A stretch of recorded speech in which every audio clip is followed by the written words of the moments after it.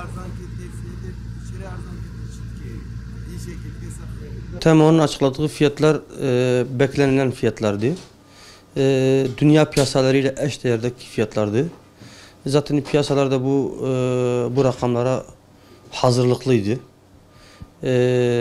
Şu an geçen yıla oranla baktığımız zaman 3 katı bir fiyat artışı söz konusu.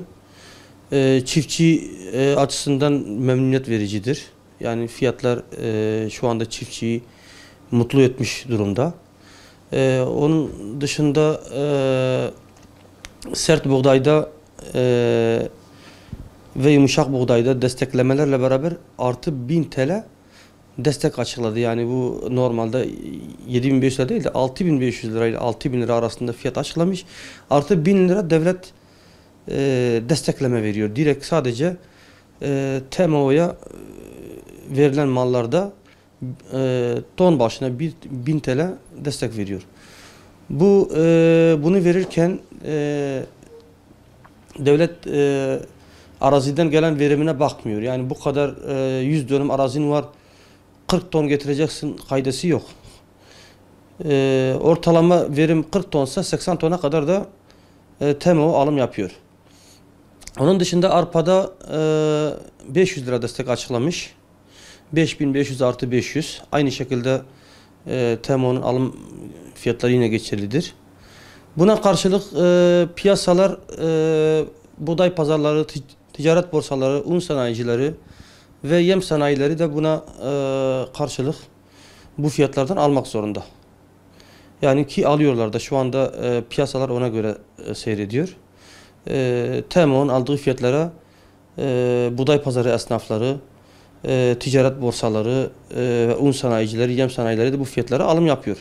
Yani muhtemelen yine malın piyasada satılması öngörülüyor. Fazla bir malın ofise gideceğini düşünmüyoruz.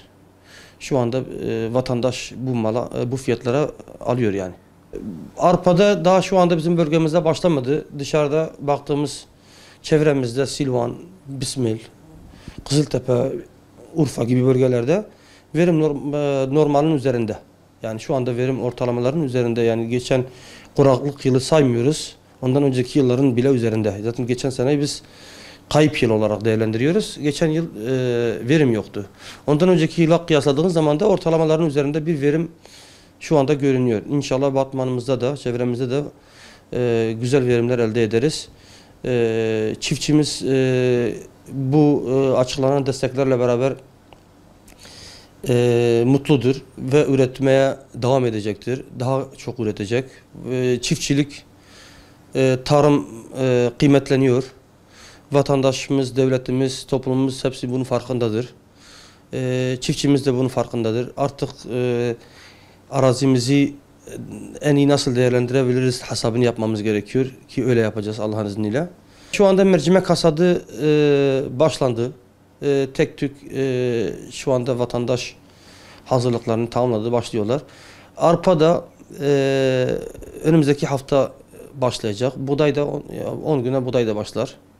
Yani bundan 10 güne kadar tam bir hasat dönemine gireceğiz.